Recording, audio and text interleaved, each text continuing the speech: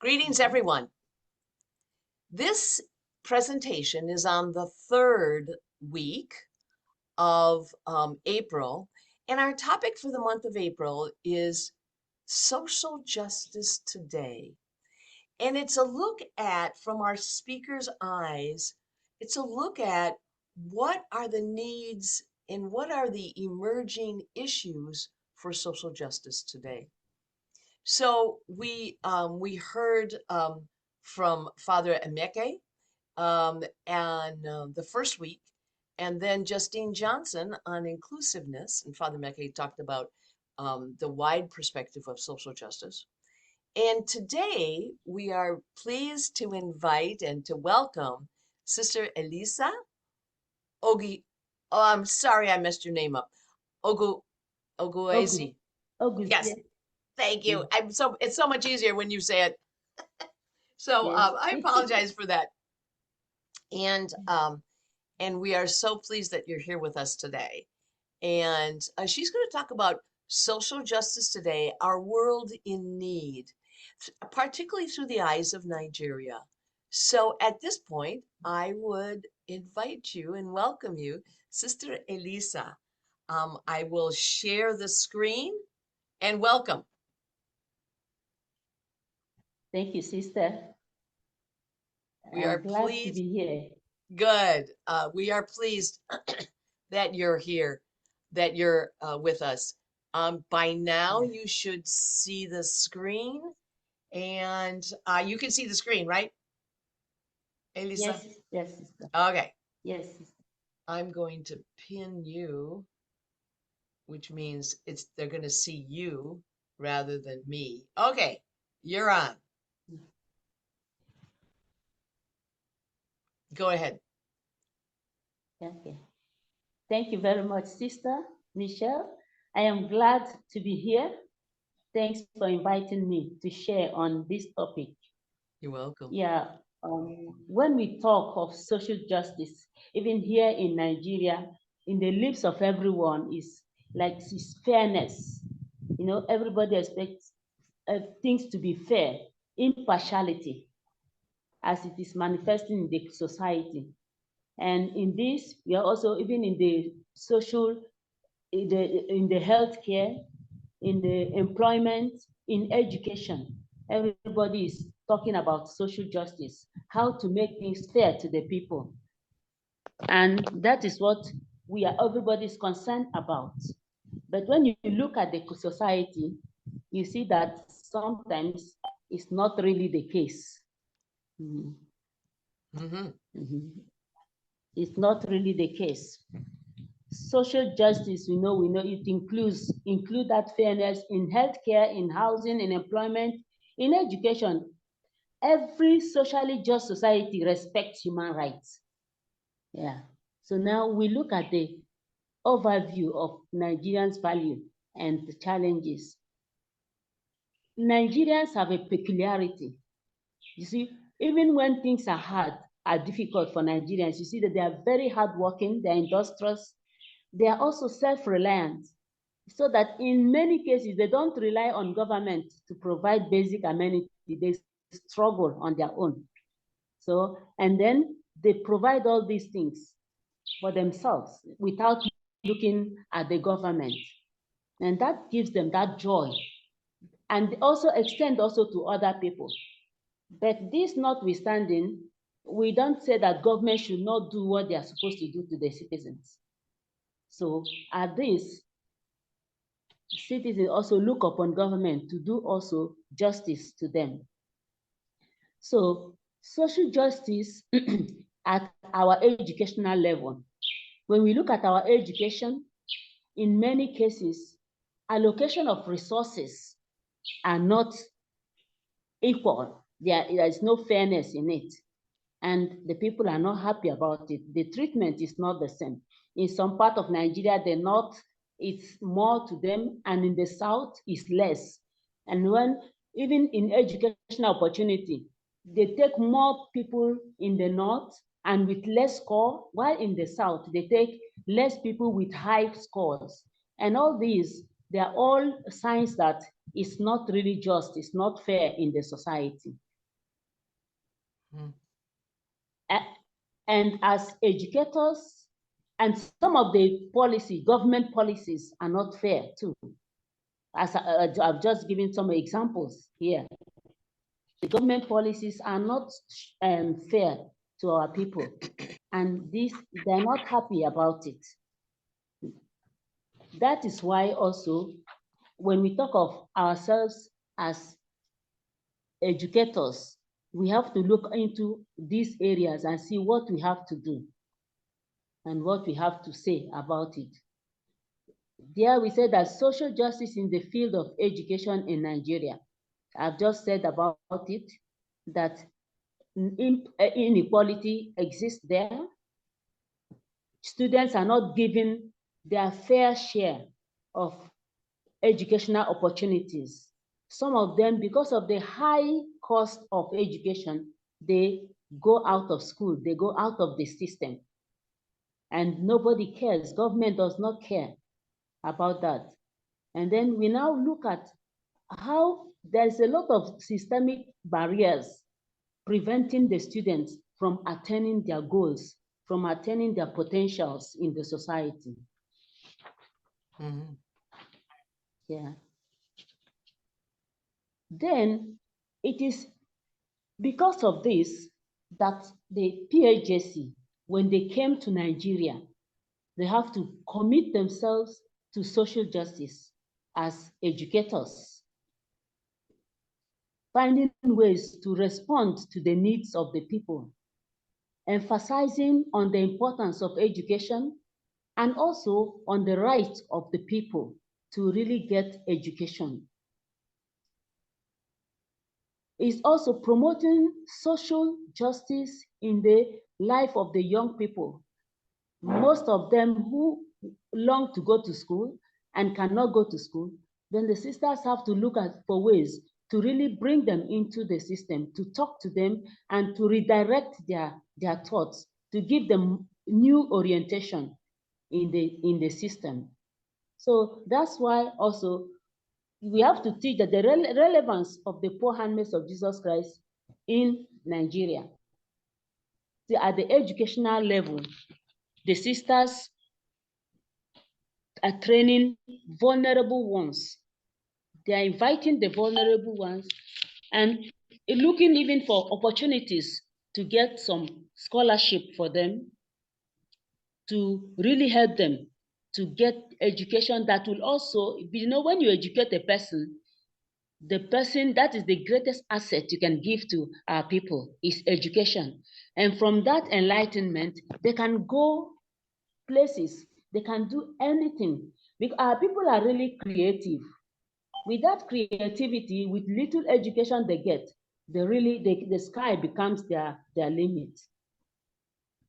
So as a congregation, we also ensure, that following the example and the charism of our mother Catharina, we are committed to this social justice, emphasizing very much on the education of the people, its great impact in bringing about transformation. And when we look at even our schools, we can see from the time we came to Nigeria to this time, really we can see great impact, great transformation that have happened in the life of our people. All our schools, we have 3 schools in the 3 states. When we look at them and look at what has happened, it's really something to thank God about. Then you look at even the children, our own children, that we are in our care home, in the education we give to them, and also their impact also in the school, in the life of their fellow children, is a great thing to talk about.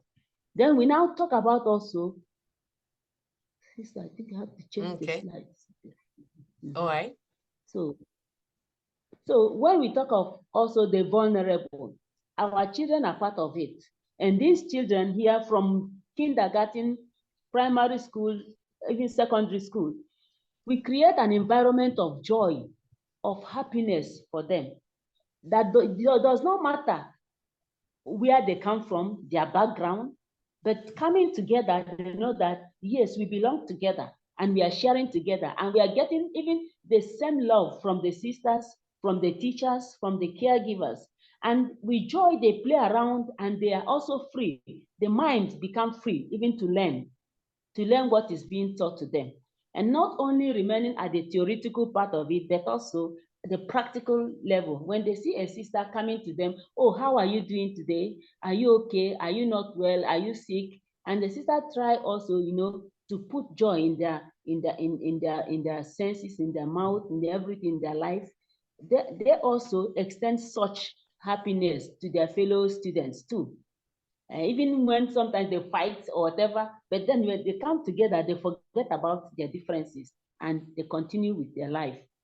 It's a beautiful thing to behold, really, as sisters, as educators, when we watch these children. And we also, that consoles us to say that at least, even if the society, the government is not doing what they're supposed to do, but at least the little we do here, these children understand. And they are also growing to become also people who live according to justice, who live according to fairness to their fellow students, even to their parents. This also extends even to their parents. Mm-hmm.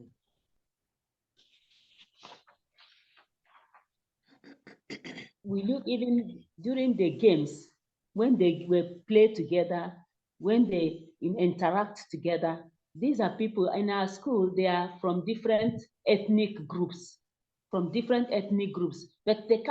together. They don't discriminate. Oh, this is Yoruba, this is Igbo, this is Hausa. No, they come together and they feel they belong together. And the way the sisters treat them, there's also, yes, we belong together. And most of the sisters, you see the sisters, none of the sister is a Yoruba. They're all from different ethnic groups. But we come with that heart, say, yeah, these are our people. These belong to us. So we give them that love, notwithstanding, no matter. We also extend it even to their own families. If there's anyone that is sick, we go, we visit. Oh, you're sick. We can take something little to make, and it will make them recover very fast and want to come to school. That's an interesting part of it. There's one beautiful example of about two cases of children. The parents said, oh, they cannot afford. They want the children, withdraw the children. But when the children, they said, no, we cannot. We must continue with the sister school. That's what happened. And at the end, the parents are forced to leave them to continue in the school because they know what they get from the sisters. And it's so beautiful when you really consider that. Mm. Nice. Yeah, we continue. You see, during studying, like projects, when you bring children together from different backgrounds, they cannot say, oh, this, you're from here, don't come near me, or you're from here. No, they come together and the teacher introduces them to the project they are going to fulfill. And together, they put their heads together to realize one goal. They know that this is a goal we have to achieve at this moment. So they are taught to work in group and to grasp the importance of unity in diversity. They don't see diversity or differences as evil, as bad, but they see the differences as something enriching, that enrich them, that make them also, give them more, make them learn a lot. They learn the good things from other tribes, and then other people also learn the good things from them. Coming together, they are more enriched. And this also creates awareness, which also stimulates the senses a sense of awe, a sense of wonderment, a sense of respect and understanding. They are there ready to accept each other, ready to accept one another. So sometimes even when when the parents come from outside and see how the children interact and everything, sometimes they come to sisters, we are very glad, we are very happy with what we are seeing. And sometimes with the cultural day, sometimes we organize some cultural day so that the different cultures present their peculiarities, even food and entertainment. You see the whole thing blending like this. And you said that we come and say, you see, in all these things, we ask them, Which one is better? Is anyone better? You hear them chorus, no. But each one is beautiful. Each one is good. And together they complement one another. And together they make a beautiful, a beautiful whole. But if we leave this one aside and take only this, it's not complete. But when we bring this and bring this and bring this together, it makes a very beautiful, whole and beautiful scene. And everybody is happy. And from there also, we start to teach them that, you see, no one culture is the best. No one ethnic group or people is the best. Everybody is important. Everybody is made in the image of God. And whatever we have in our culture that are healthy, we bring them together. They will promote our life. But the things that are not good, we have also that healthy criticism. And see, this one does not promote life. It does not help us. So we don't participate in this. We don't indulge in this. We leave it aside. And some of the bad behaviors, that's the way we also teach them to so put this aside. We ask, you see, is there anything good in it? What does it create in you? They will all say it. Oh no, it's not good. It hurts us. It makes us to be disobedient. It makes us to be this. We say, okay, fine. So are we going to pursue that? Are we going to continue in that? They say, no. You all of them say, no, sister. We say, so let us keep that aside and now take what can help us and take what can bring grace and progress in our life, because we are the source. We are the future of tomorrow. We are the people tomorrow that will control our society. And so we will not be happy to be associated with evil, because generation coming will not be happy about it. Yeah. These are all things, the awareness we create in them. Mm-hmm. Mm-hmm.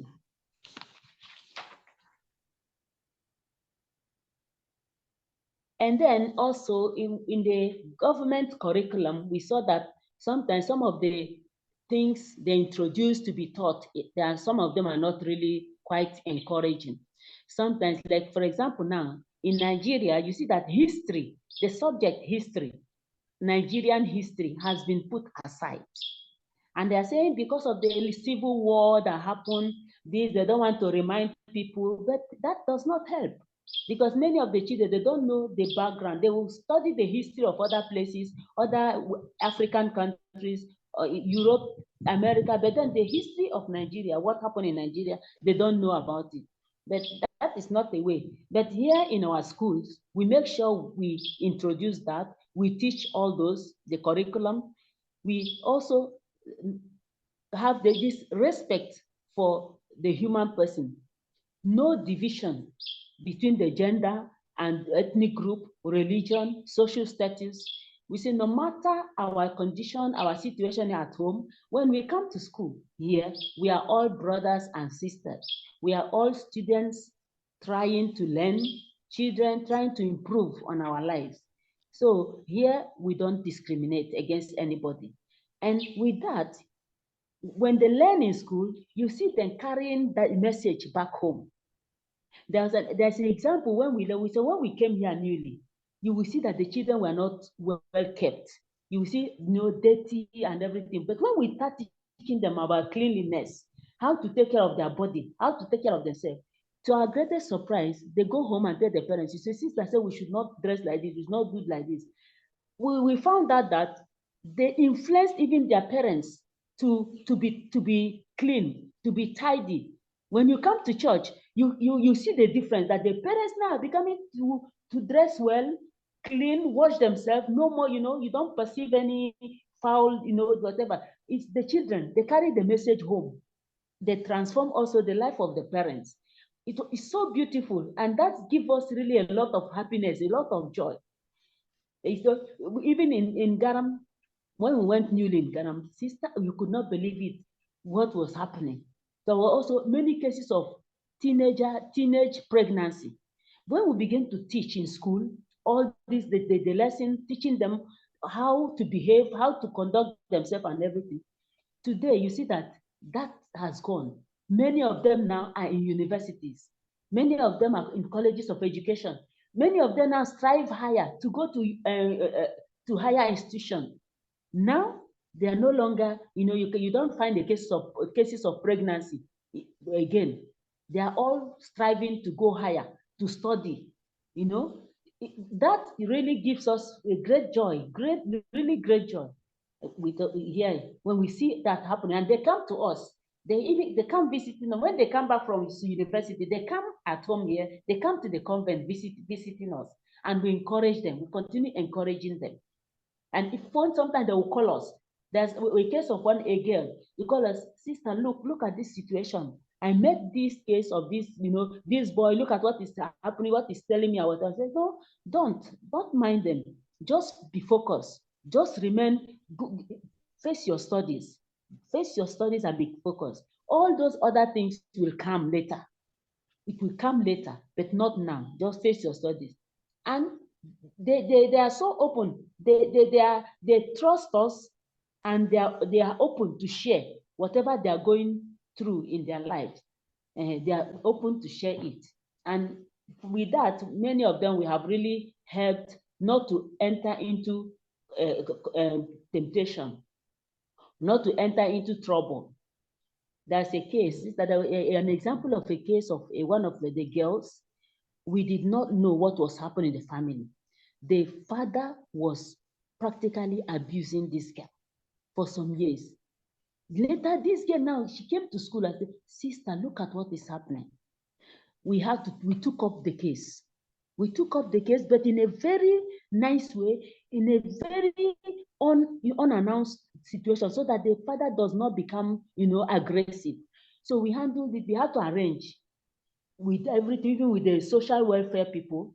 They came and were involved in the situation and took the girl out of that family.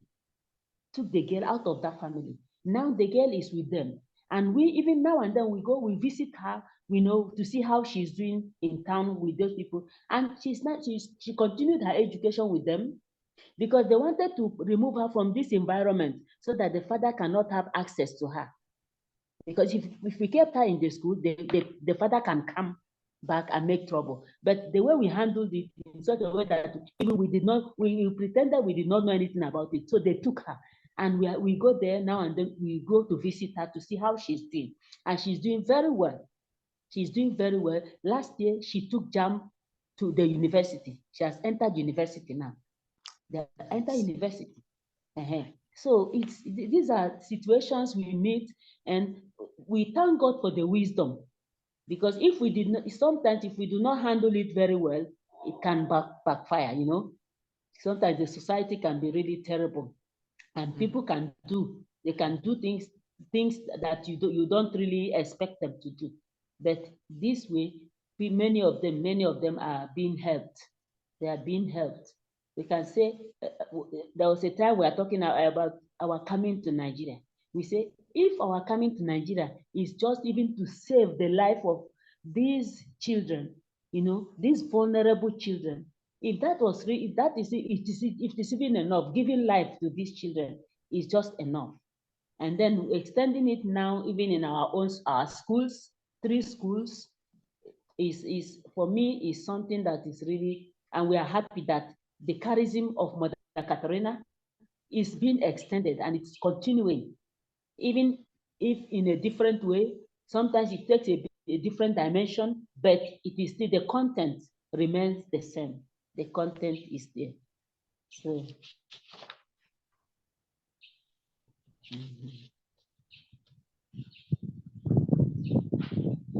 so it is no doubt that our charism is in line with the millennium. When I was preparing this, I remember the millennium goal that was stated, the whole world, that the eradication of hunger. The government all over the world, they want to eradicate hunger, especially in Africa. And then when we look at our children, our students coming to school, sometimes you see that they are hungry. Sometimes they come to school even without breakfast. And there is no way they can concentrate in learning. So it's up to us now. We have, as sisters, we have to say, even the community, as sisters, there's no way these children can concentrate if they are hungry. So there's a project now we have of providing some of them. We choose some of them that we know the families are really not so well, and they're also in scholarship. We have also to provide lunch for them so that they can at least study. They can have the strength and the brain, the brain can work for them to study. So we had to make provision for lunch for them, and then also making it conscious. But when we are giving them this lunch, or when we give them scholarship, we do it with consciousness that respecting their dignity.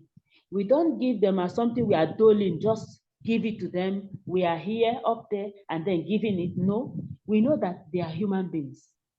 Then we have to treat them also with complete dignity. We have to respect their dignity. And then even sometimes we even ask them, and I say, you can also do something, you can produce something. Sometimes we invite the children, some of them that are old enough to do little work. We say, come to the convent. We have a work for you. You see, sometimes you go to work in the family, and I say, yes, okay, come, we have work, we have some work. We give them simple work. When they finish like 1 hour, 2 hours, they finish it, we pay them. We say, you see, you earn it. You are earning it. You have worked. It is your salary. You have earned that. So use it and do. Sometimes they can now use that money to come and pay, like for exercise book they don't have. They come and pay for them, and they do it with dignity. They are happy that yes, I can afford for what I am using. I can. So we try to do that so that it's not always dishing. But if they can work and get something by themselves, they feel happy and confident. They feel confident also that, yes, I can provide something, I can afford something. So these are also the ways we are looking at. And some of them, when they are not well, when we check that a child is not in school 1 day, 2 days, we have to call. What is happening? If he's sick, we go to visit. We go to visit them because sometimes you see this self-medication. Sometimes parents, when they don't have money to take to hospital, they begin to give them self-medication at home. And sometimes can be dangerous. You can see that the child is suffering from something else and they are giving a different medication. In that case, we check the situation of the child. Then sometimes we take them to the clinic where they can be checked very well what is happening to them. When we take them, they check them and they give them proper medication. Some of them, not every time. Of course, we can't afford for everybody, but at least we know those ones that are really in need, those that are really in need, we do that for them. We do that. The congregation does that for them. Great. So that's also, yeah. And also in the cases of some of them on scholarship, we know that the parents don't have. So during Christmas time, so that they do not feel, they do not feel dejected, rejected. But we try also to get some simple clothes for them. We try to get shoe for them so that they can celebrate like other children. Because when they go home and see other children celebrating with good new shoe, new clothes, and they themselves they don't have, it looks there's a way they don't feel happy. But when you do that for them, you know that they feel that you see them with a sense of self-esteem, self-confidence that they can interact with others without feeling low or less human being. That is a part of it. And you see they will smile, they are happy with that. Mm. We thank God for that. Mm. And the teachers also, when we are doing this, our ministry is not just for us alone. We try to involve the teachers so that they can be part of it. The teachers are part of it. And then sometimes we have workshop seminar on the spirit of Catharina, how Catharina, what he asked us to do, and the gospel spirit. So when we are able to help them to impart such spirit in them, they also help us in whatever we are doing. Sometimes they will want to remind us, sister, you see this or this one, we didn't remember this, we have to do this, and we accept it because we are co-workers in the ministry, in the vineyard. And we don't do, oh, we are the management and then these are teachers. No, we work together and we tell them we work together. It is our work, it's our business. And most of the teachers, most of them are from this side. And we tell them, say, these are also your brothers and sisters. You have to help us to bring them up. You have to help us to give them better and good education, good characters, so that tomorrow this community also will shine. They will also influence the community positively. You see, because we tell you, more like the sister, most of the sisters, they're not from here, but we have the good of these people at heart. So you also will also, you have also to help us to do this. And they do it with joy. They do it with joy. And whenever we can, sometimes our salaries are not really very high, but we know we are regular. We give them at the right time and they're happy about it. And whenever we have any situation that we have more or we receive something, we also remember them. We also share with them. We share with the teachers. Yeah. And we have also a scheme. We have a small scheme of a retirement scheme that we remove. We save little money every month for them, so that at the end or when they will leave us, whenever they leave us for another job or when they are retired, they have something to take home with them. Yeah. So Okay.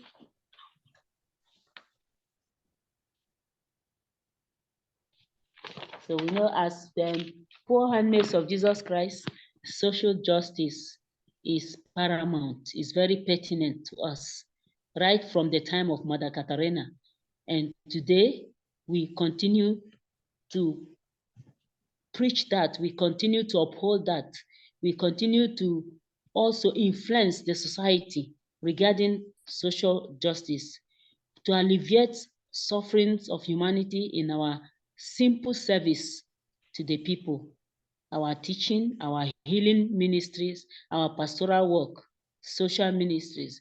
In all these aspects, we try also to bring the people, to bring Christ to the people, to bring good values, to bring human values to the people. And in these cases, we know that together with them, we build a better society.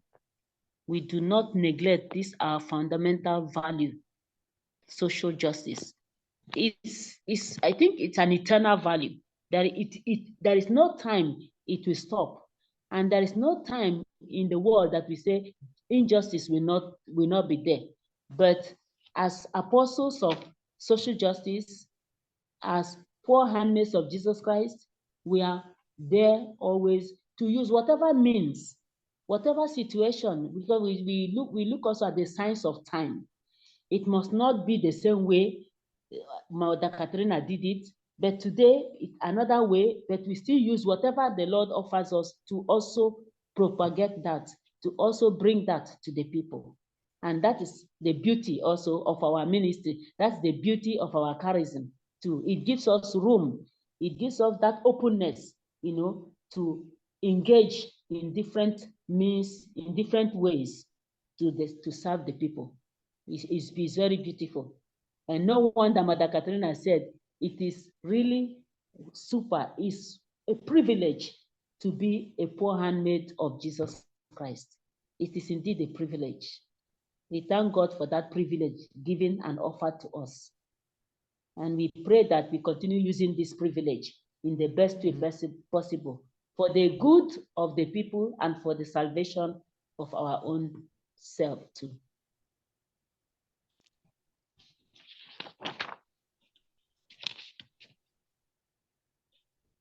And of course, this calls for deep reflection and it calls for continuity also in this way. And every day there's opportunity of really going deeper to ask the question, how do I practice social justice in schools, in community, or anywhere I am? It cuts across all aspects of our lives. But since we are dwelling here now on school, well, how do we do it?